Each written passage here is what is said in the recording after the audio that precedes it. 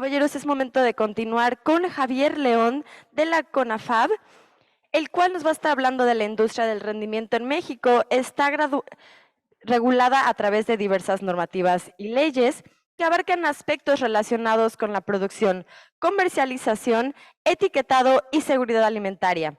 Sin embargo, en un contexto donde la calidad, la seguridad y la transparencia son aspectos fundamentales, las regularizaciones juegan un papel crucial en asegurar que las harinas cárnicas cumplen con estándares adecuados de producción, procesamiento y comercialización.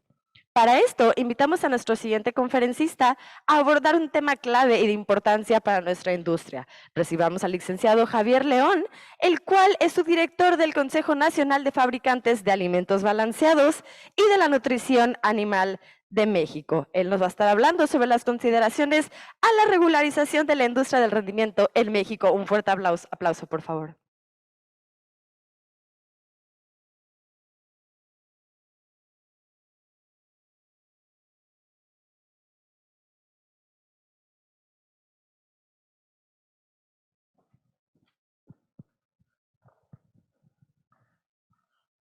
Buenas tardes a todos. Antes que nada, agradezco mucho a los organizadores del evento por invitar a CONAFAB a participar en él. Y bueno, quiero también disculparme de traer un tema a veces tan árido a estas horas, ya cerca de la conclusión de las conferencias, pero pues es un tema que hay que atender indiscutiblemente y que lejos de ser un asunto superficial, pues es también lo que permite mantener la viabilidad de la sanidad y mantener el negocio, por supuesto. Entonces,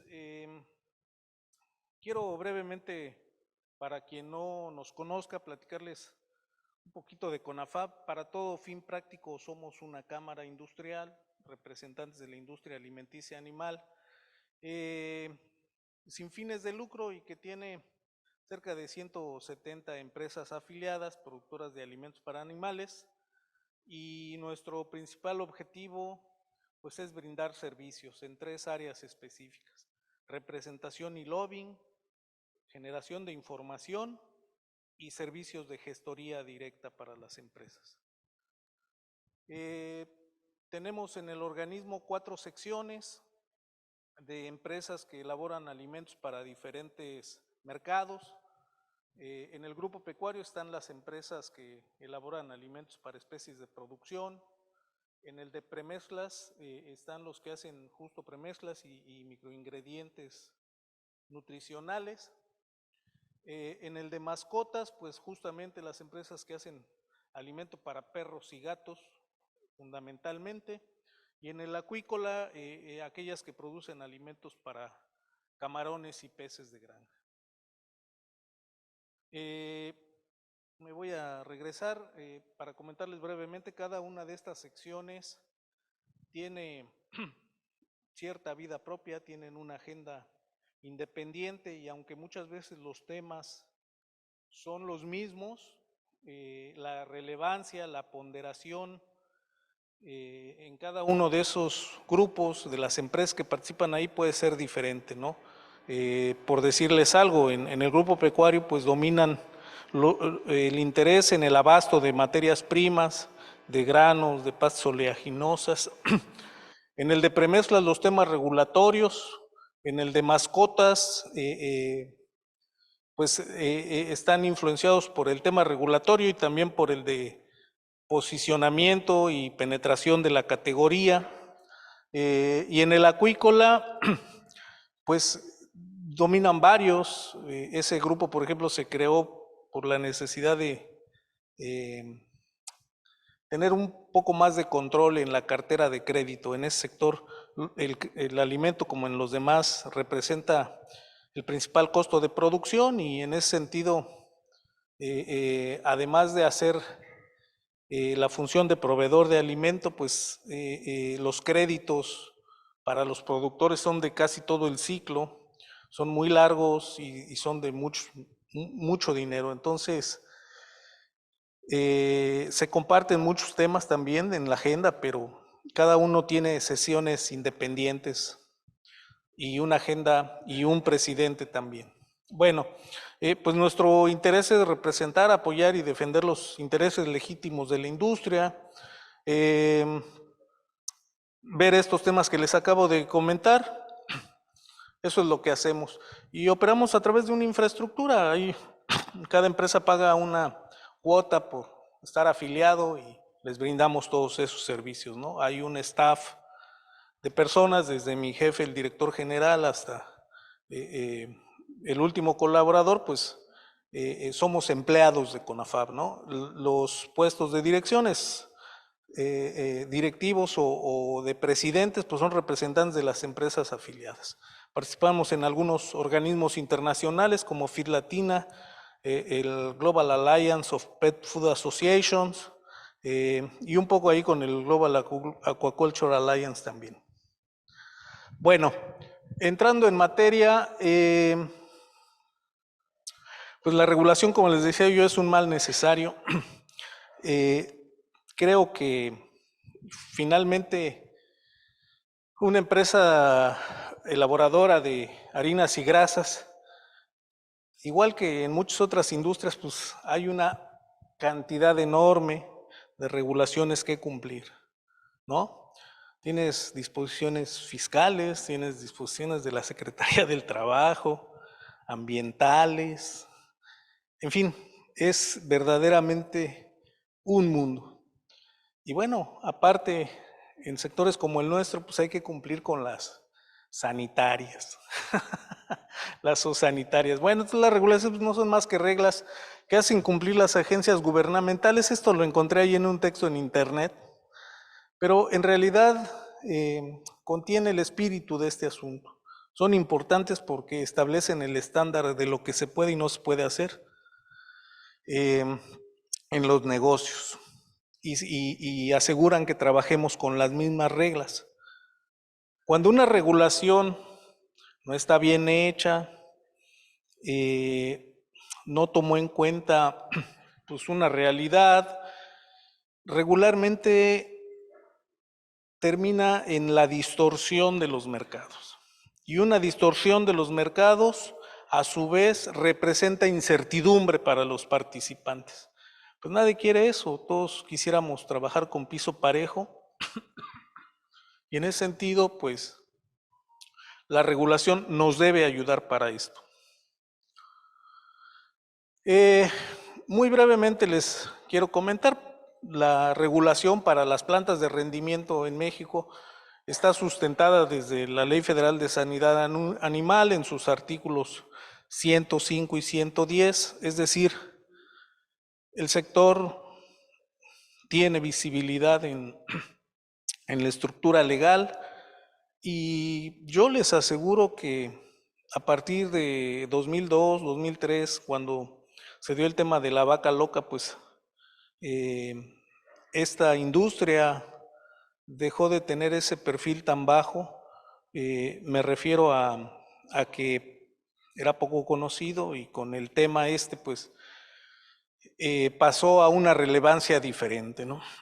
En el reglamento de la Ley Federal de Sanidad Animal, pues también en sus artículos 195 y 197, pues se señala el ordenamiento para las plantas de rendimiento y desde luego la norma 060, que de alguna forma fue la creación y me parece, si mal no recuerdo, en su momento fue de emergencia, una norma de emergencia que respondía a esta necesidad de controlar el tema de la encefalopatía espongiforme bovina, ¿no?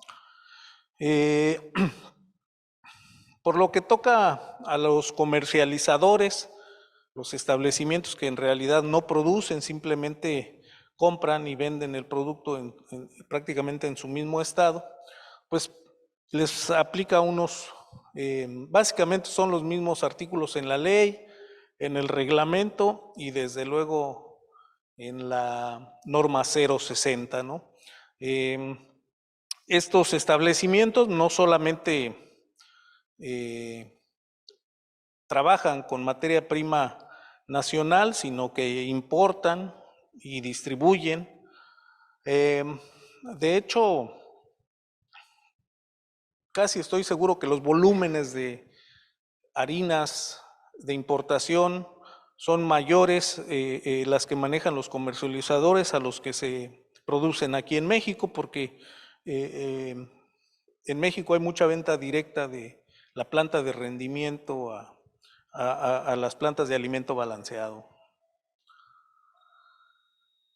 Bueno, dentro de todo este contexto y con el tema de la necesidad de tener una trazabilidad sobre los productos, básicamente sobre las harinas, pues en su momento se exigió la obtención de certificados de movilización en los cuales se determinara volúmenes y puntos de movilización de las plantas de alimento a las plantas o almacenes de comercialización o plantas de alimento balanceado.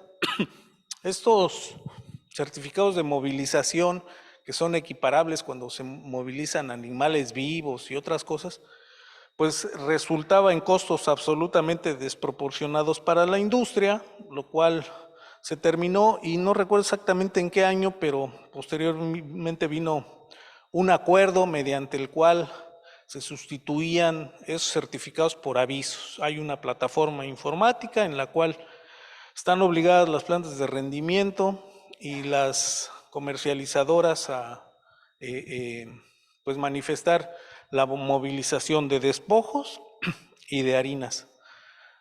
Y quiero pues desprender aquí un tema que me parece bien relevante y que tiene que ver pues con el abasto de materia prima en las plantas de rendimiento. Esta obligación permite pues que se tenga trazabilidad de la materia prima que llega a la planta de rendimiento. Lamentablemente, ese último eslabón, antes de que cuando llega a la planta de rendimiento la materia prima, los despojos, pues tiene muchos asegúnes, porque muchas veces esa recolección pues es el resultado de otras recolecciones más chiquitas, es decir, hay consolidadores de materia prima que pues sí entregan ya volúmenes a la planta importantes para su proceso, pero pues en realidad vienen de distintos lugares, desde muy chiquitos hasta por supuesto rastros importantes. Entonces, esa parte de la trazabilidad pues es muy complicada, sobre todo en aquellas plantas de rendimiento que no se abastecen de grandes proveedores de materia prima, de rastros, etcétera, etcétera. Pues hay una cantidad muy importante de materia prima que se lleva al rendimiento, que se recolecta desde muy pequeños lugares, y hacer la trazabilidad de eso resulta una tarea muy, muy complicada, ¿no? Pero bueno, así es como está diseñado este aviso de movilización en las plantas, ¿no? De los rastros a los comercializadores de bienes de origen animal, a las plantas de rendimiento y luego a las comercializadoras de harinas de origen animal. En ese sentido, para que la trazabilidad se siga hasta el último eslabón de la cadena, Senacica está trabajando para que las empresas que elaboran alimentos cierren este círculo a través de esta plataforma que viene operando desde 2013, es decir, pues ahí ya en la planta de rendimiento se cierra el círculo y ya no hay nada más adelante, ¿no? Pero bueno, es un mecanismo de trazabilidad que permite tener una idea de dónde podría estar en algún momento una situación indeseable, pues por vaca loca finalmente, ¿no?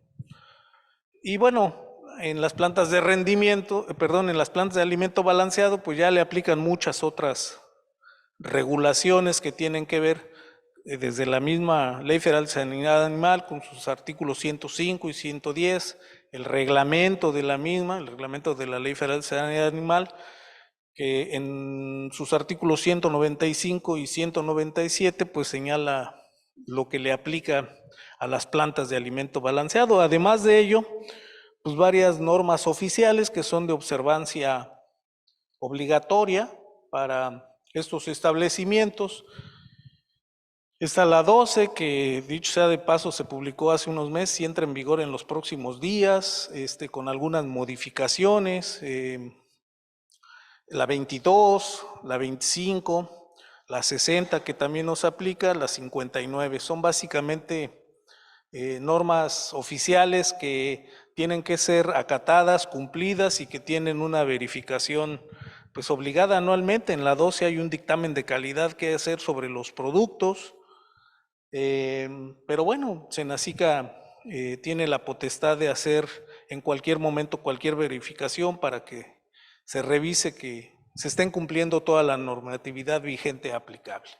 Entonces, como pueden ver, tenemos aquí pues un conjunto de regulaciones que intentan que la comercialización, la producción se haga con bases claras.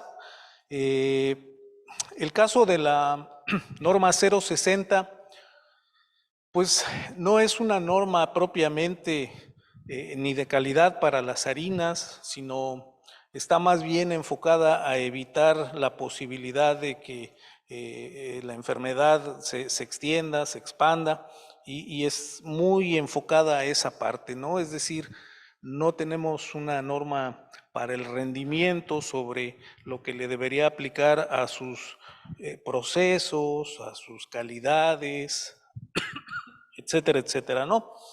Pero bueno, por lo menos esto, con todo y estas deficiencias, con todo y estas limitaciones y todo esto que les acabo de comentar, pues México logró obtener en el 2016 el grado de riesgo insignificante por encefalopatía espongiforme bovina, por lo que en aquel tiempo era la OIE, hoy la OMSA.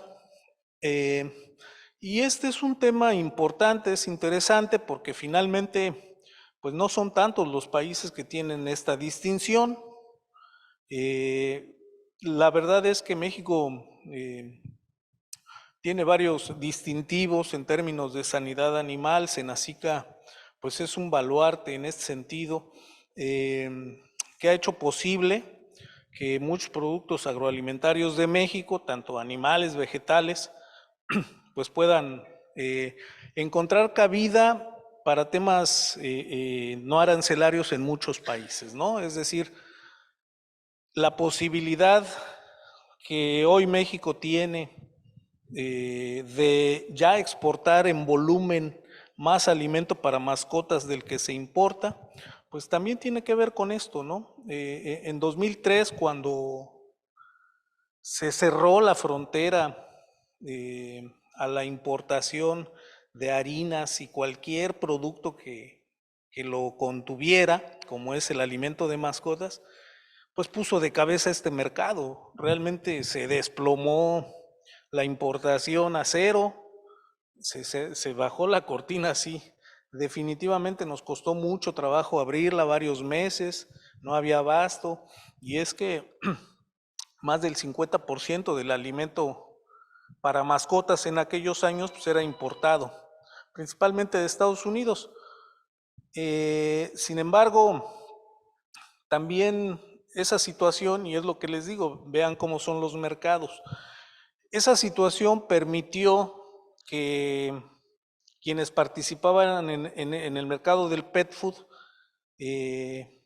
hicieran modificaciones en sus abastos de materias primas, en sus planes de comercialización, de producción, y poco a poco, a lo largo de los años, se fue la balanza comercial equilibrando, y si mal no recuerdo, en 2022 fue cuando, no he visto los datos de 2023, no sé si haya cambiado, pero En 2022 finalmente se logró importar más volumen, exportar más volumen del que se importa.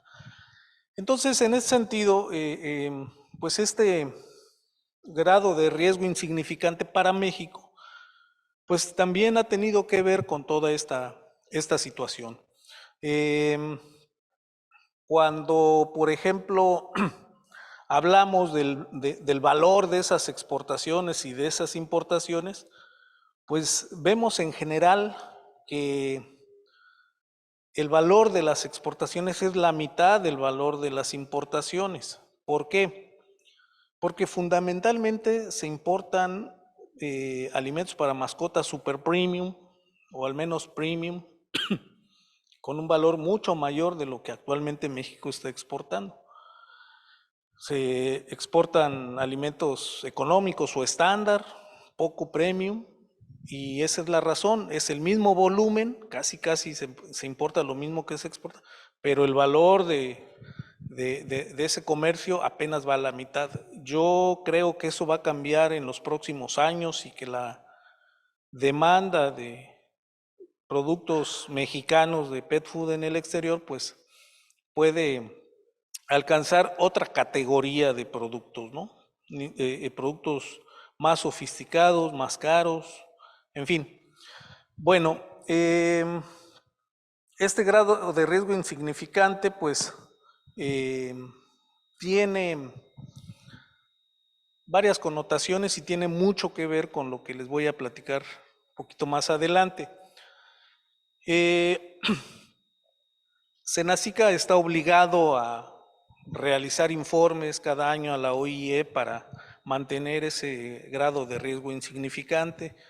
De no hacerlo, pues te quitan el grado de riesgo insignificante, quizá te lo ponen a moderado, en fin, y es otro cantar con los mercados, ¿no?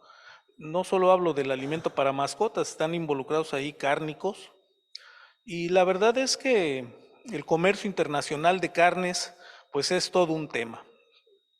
Hay barreras no arancelarias artificiales a veces que se usan de pretexto. Y bueno, la verdad es que nadie está interesado en que México pierda el grado de riesgo insignificante. De tal forma que esta obligación que tiene Senacica de mantener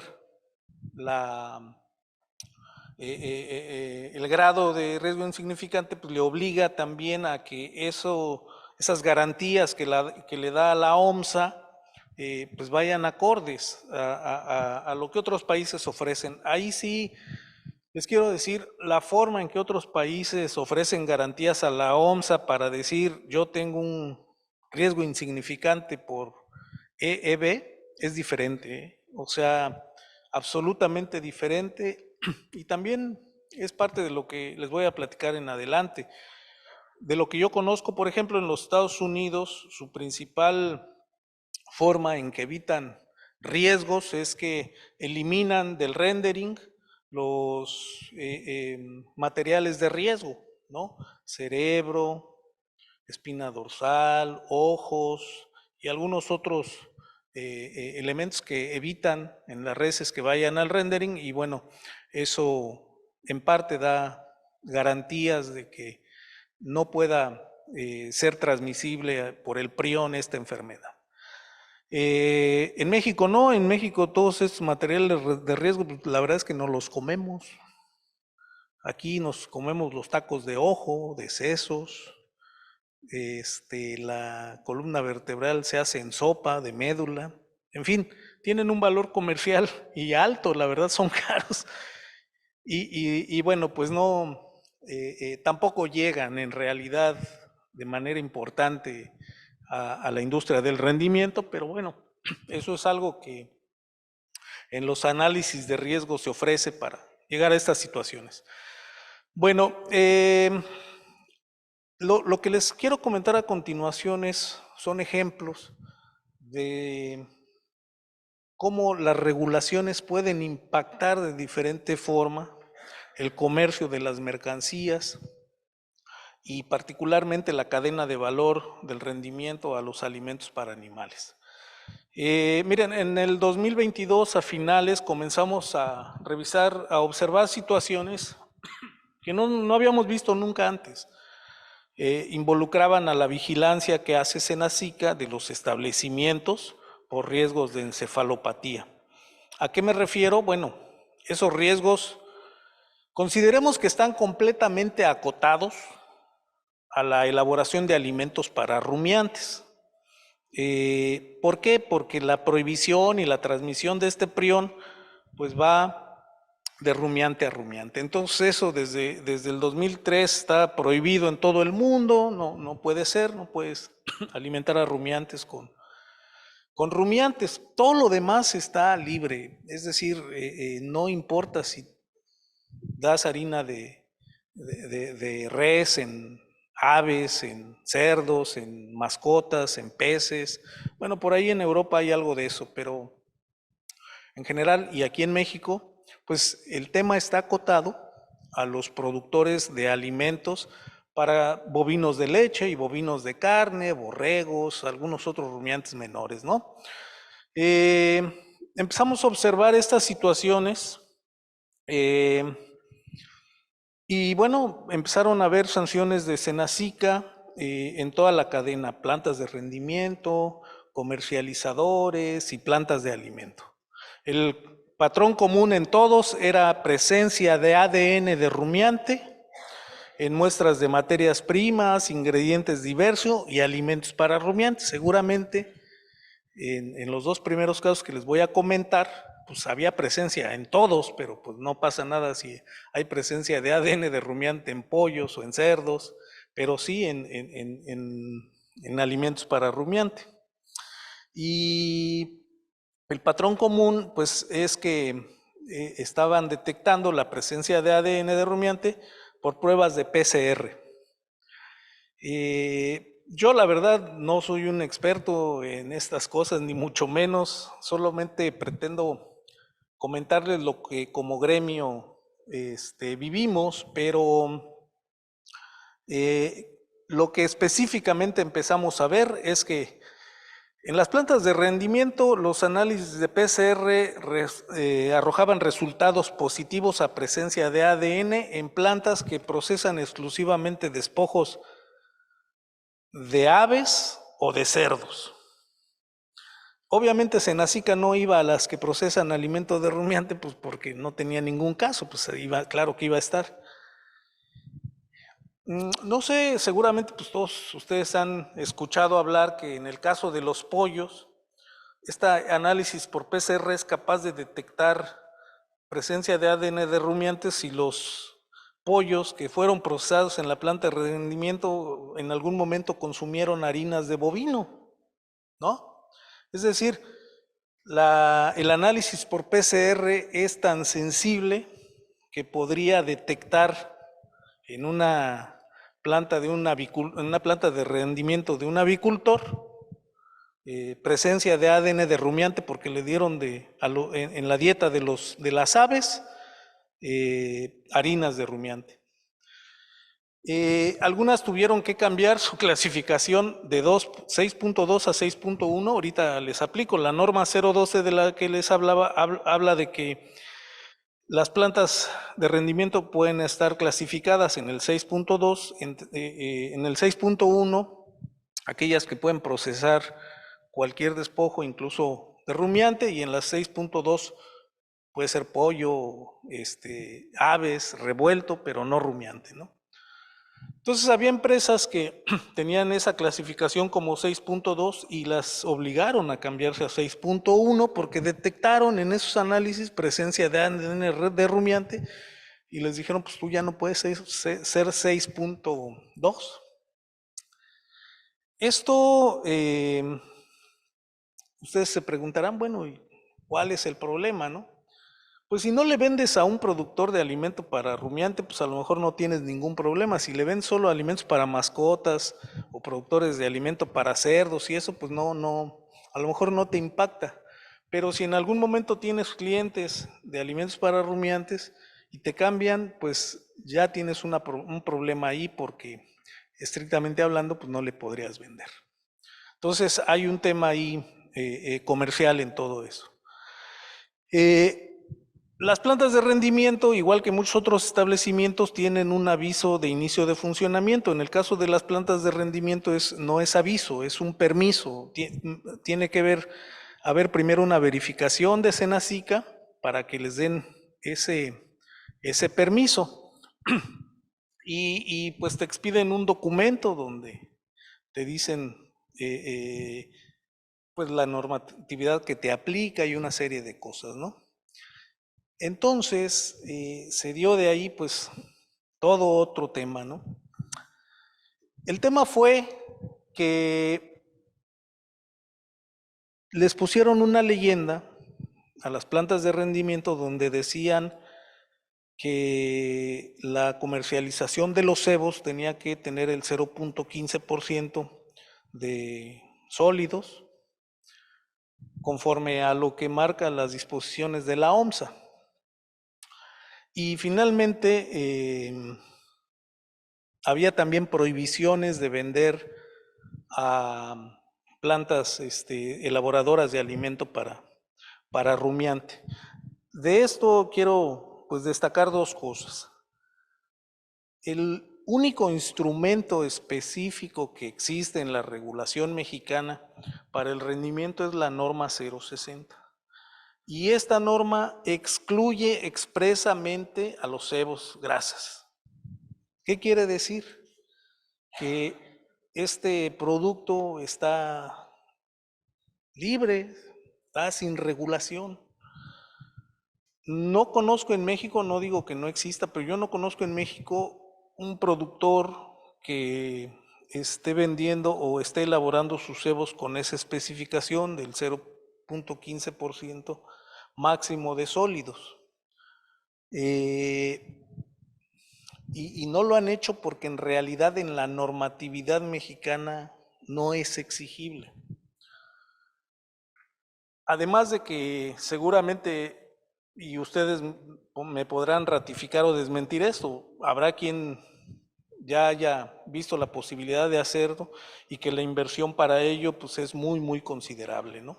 Entonces, ese elemento pues está ahí un poco en el aire o en el aire completamente.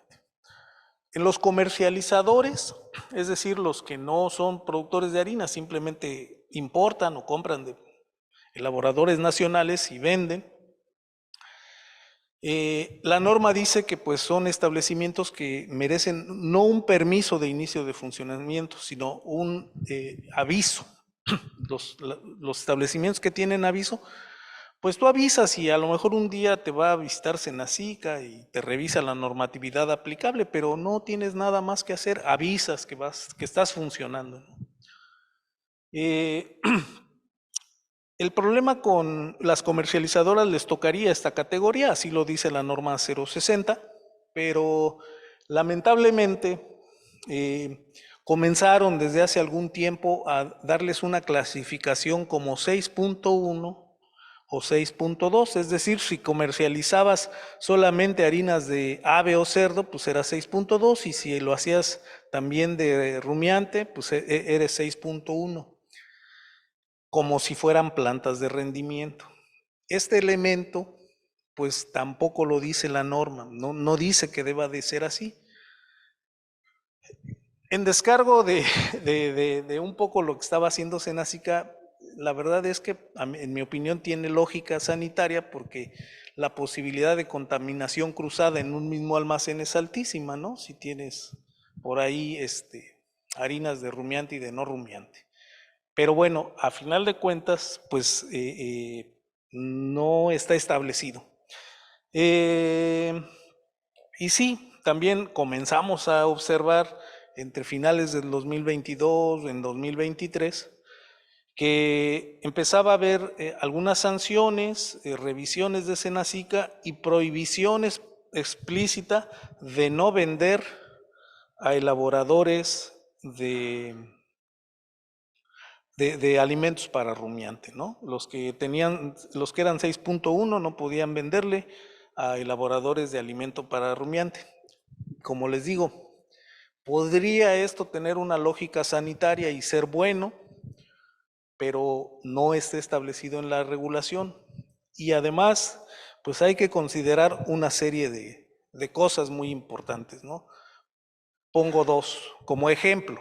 La primera es el hecho de que una comercializadora pues puede tener perfectamente separadas las harinas de rumiante con las de no rumiante, y también puede ser que la razón social a la que le esté vendiendo pues haga alimento para rumiante y de no rumiante en lugares diferentes. Pero poner así esa restricción a los comercializadores pues empezó a ocasionar mucho ruido, molestias y disgustos. Y por último, en las plantas de alimento balanceado. Ya vimos plantas de rendimiento, que era lo que pasaba, comercializadoras y plantas de alimento balanceado. Lo mismo, los análisis de PCR resultaban en positivos a presencia de ADN de rumiante.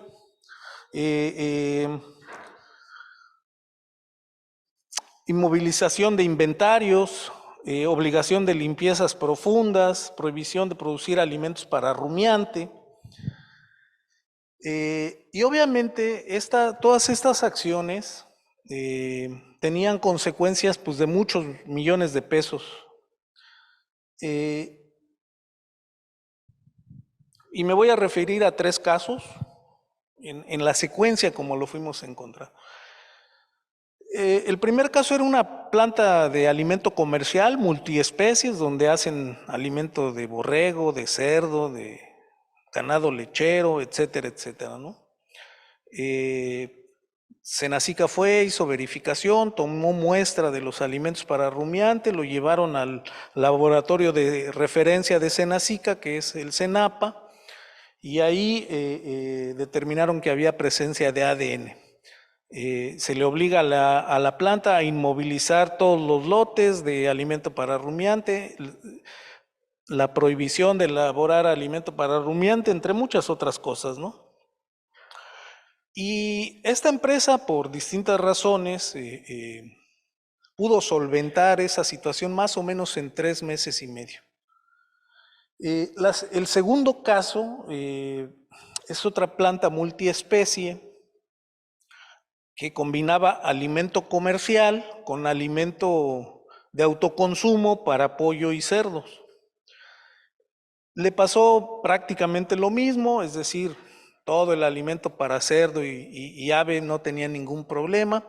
Sus alimentos comerciales de rumiante pues fueron inmovilizados, se le prohibió elaborar alimento para rumiante, y nos tardamos aproximadamente 8 meses en salvar esa situación. ¿Cómo era la manera de salvar esa situación?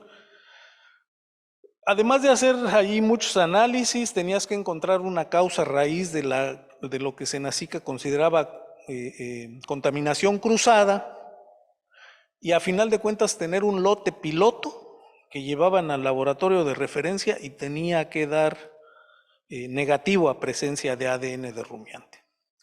La empresa hizo 1000 protocolos, limpió, desinfectó, hizo una serie de cosas, y los lotes pilotos seguían positivos a presencia de ADN.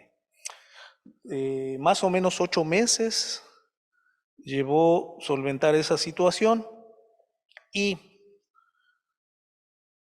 quiero ser enfático, porque en estas empresas, pues a lo mejor lo que elaboraban de alimento para rumiante era el 5%, pero la afectación en términos de su prestigio, tuvo obviamente que buscar quién le elaborara por maquila para no quedar mal con sus clientes, en fin, afectaciones que costaban pues millones de pesos, ¿no? Y por 8 meses, créanme que pues a lo mejor era la utilidad de la empresa. La utilidad final. Pero el tercer caso sí fue un parteaguas. Se trató de una planta integrada de alimento para bovinos de leche.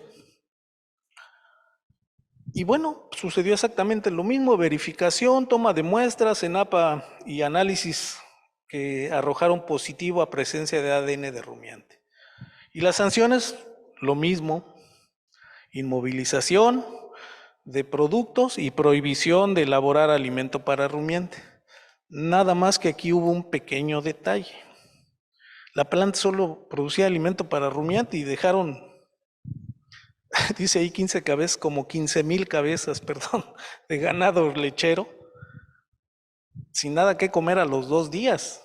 Es decir, es una planta integrada, es de productores lecheros que pues de pronto iban cerraron la planta, la prohibición total, y aquí el daño era total.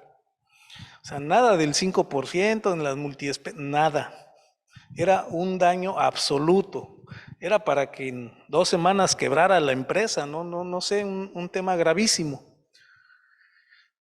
Obviamente, pues en el lobbying que nosotros hacemos con las autoridades, pues pedimos una reunión al más alto nivel de Senacica, y el director en jefe en aquel tiempo convocó al director de salud animal y nos dijo, a ver, vamos a revisar este asunto porque no podemos tener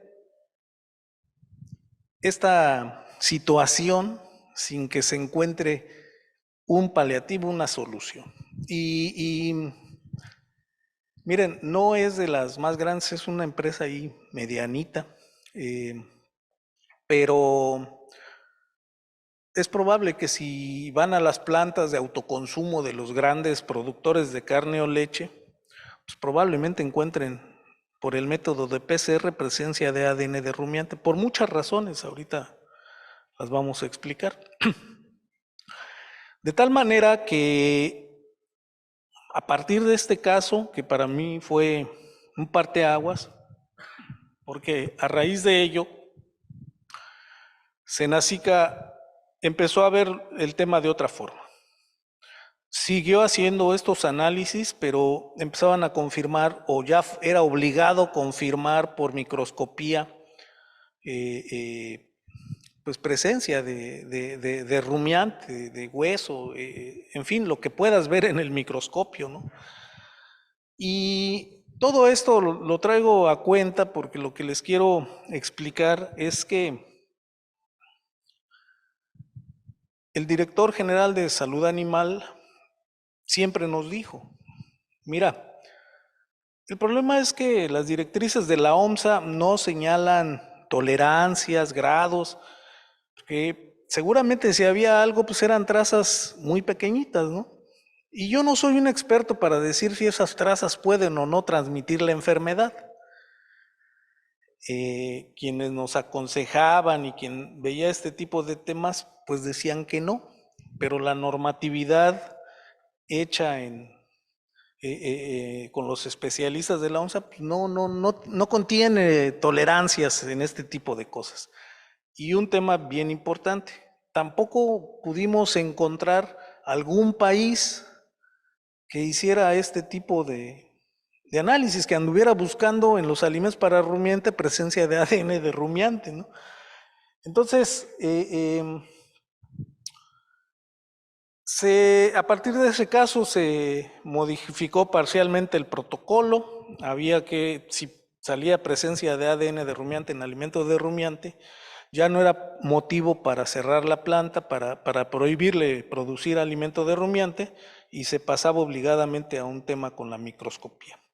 Se disminuyó sensiblemente los casos. De hecho, solamente he sabido de uno más después de esa situación, pero a final de cuentas pues movió muchas fibras en muchos sentidos todo este caso.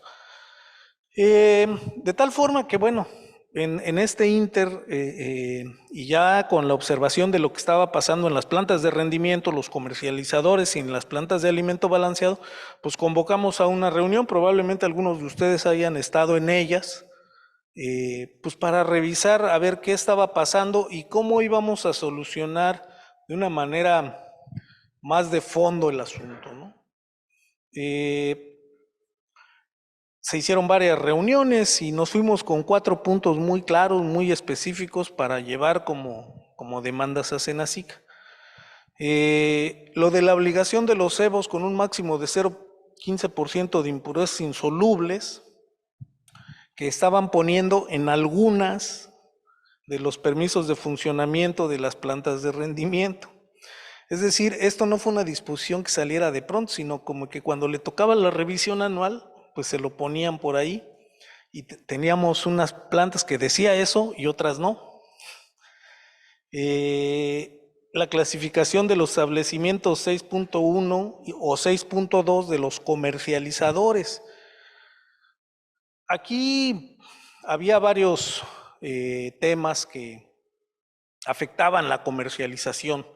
La verdad es que los comercializadores más importantes del país ya tenían separaciones de almacenes, de harinas con rumiante y las que no.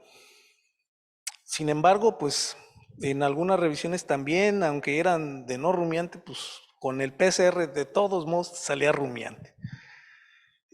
Pero finalmente, pues esto no está en las disposiciones legales. Y ese era el punto. Es decir, no es que no tuviera lógica lo que se estaba haciendo. Lo que pasa es que no estaba puesto en ningún reglamento, en el andamiaje regulatorio para la industria o para estos productos no existe nada. Y en ese sentido es donde empezó a crear confusión. Y empezó a crear, desde luego, molestias e inconvenientes comerciales. Otro de los puntos que encontramos en oficios de empresas sancionadas era la prohibición de venderle no importa si fuera harina de pollo o cerdo, si también vendía rumiante, pues ya por ese hecho no le podías vender a un elaborador de alimento para vaca. Y finalmente, pues eso tampoco está en ningún lado, no lo dice propiamente esa prohibición, porque además no toma en cuenta otras cosas. Un alimento para una razón social que produce alimento para rumiante, pues puede estarlo haciendo en otras instalaciones, no sabes si tiene 5 plantas y en una no tiene, era parejito, ¿no? Entonces, obviamente no había una proporción o un detalle, un cuidado con todo eso. Y bueno, el uso de análisis de PCR para detectar presencia de ADN de rumiante en alimentos para rumiante dejaba poco margen a las empresas. ¿Y por qué digo poco margen? Los especialistas a los que consultamos nos decían, bueno, mira, la verdad es que es tan sensible la prueba que si tú le buscas a muchas otras materias primas, y sí, encontraron en pasta de soya, encontraron en otras materias primas que no tienen nada que ver y que además no están en el foco de Senacica para buscar. Si un empleado con la ropa se comió una torta de milanesa, se comió una torta de milanesa y aunque se haya lavado las manos, te va a salir presencia de ADN de rumiante por lo sensible de la prueba, ¿no? Entonces, pedimos una reunión con Senacica para ver esos 4 puntos específicos. Y la verdad es que lo que nos respondió por escrito Senacica y lo que platicamos con ellos posteriormente, pues nos dejaron en una situación complicada y explico por qué. Nosotros les dijimos que el único instrumento que señala regulación para el sector era la norma 12 y esa norma excluye explícitamente a los cebos. ¿De dónde podían sacar que la exigencia de comercializarlo con el 0,15% máximo de impurezas? Pues nos respondieron que como México es signatario de la OMSA, pues la disposición nos aplica y ellos lo pueden hacer obligatorio en el momento que quisieran o más bien siempre, ¿no? Desde luego que pues todo lo que nos dijeron no pasó el test de nuestros abogados ni los de muchos otros, ¿no? Les dijeron, ¿saben qué?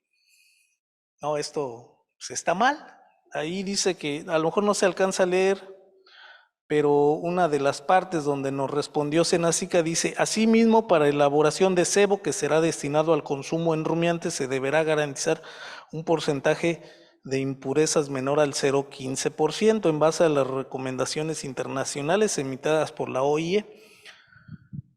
Y en realidad, pues yo entiendo que si sabes que el cliente tiene vacas y lo va a usar en sus dietas, pues a lo mejor, ¿sabes qué? Pues esto no tiene un máximo de 0,15, pero pues en la cadena de comercialización no lo puedes saber.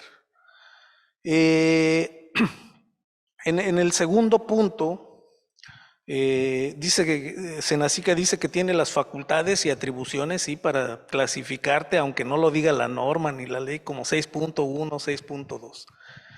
En el tercer punto, pues como tenemos el grado de riesgo insignificante, pues esas prohibiciones abonan a todo eso, ¿no? Y en el cuarto punto, hasta que el sujeto obligado, es decir, la planta de alimento balanceado, demuestre que ya no hay presencia de ADN de rumiante en su proceso, pues no te voy a levantar la restricción. Realmente nos sorprendió mucho a los abogados, les digo, oye, pues esto no tiene ningún sentido, ¿no? Nos extraña que haya sido firmado por el director general de Salud Animal, porque francamente pues puede ser hasta un problema. El tema es que, aunque lo hayan puesto ahí, y es lo que a mí me da la impresión, quita de alguna responsabilidad probablemente a los funcionarios, pero la realidad de las cosas es que nadie ha tenido una sanción por tema de cebos, por los límites máximos de residuos. Es decir, pues nos lo dijeron por escrito, pero en los hechos no hemos tenido nada, se sigue comercializando así.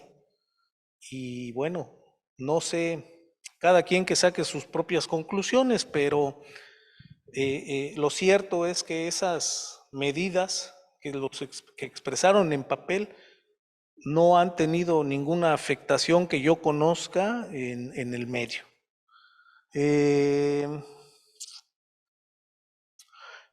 Y bueno, les dejo algunas reflexiones, consideraciones finales.